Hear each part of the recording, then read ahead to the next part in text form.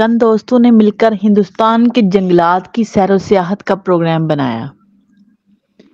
انہیں ایک دانا آدمی نے نصیحت کی کہ سفر میں بھوک اور پیاس کی تکلیف پیش آتی ہے۔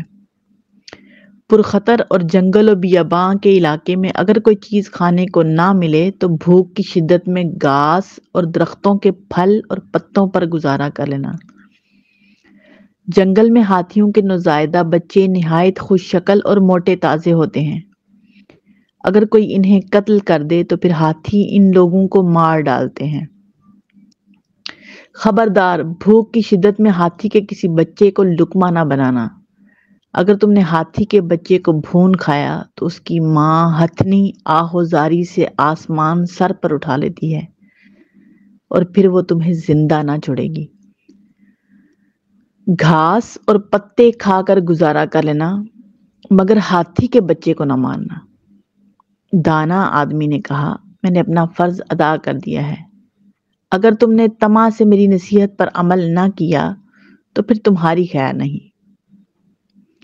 سارے دوست سیر و تفریح کرتے ہوئے ایک جنگل میں پہنچے۔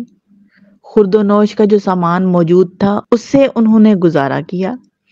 دوسرے دن خوراک کی نایابی اور بھوک سے نڈھال ہوئے تو ان کی ایک موٹے تازے ہاتھی کے بچے پر نظر پڑی۔ اس کی ماں اس کے پاس موجود نہ تھی۔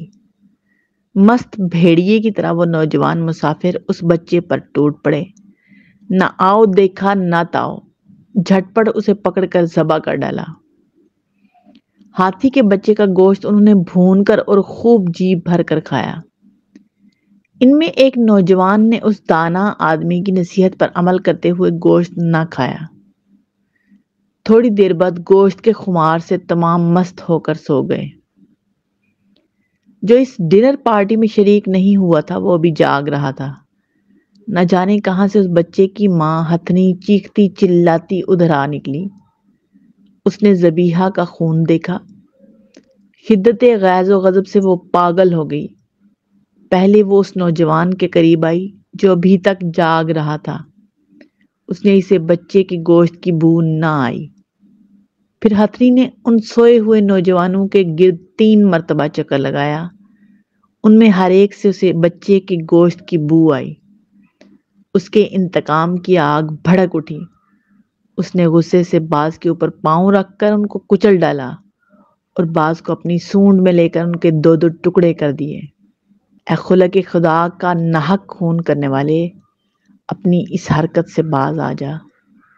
ظلم کا مکر ظالم کے منہ کی بو سے ظاہر ہو جاتا ہے۔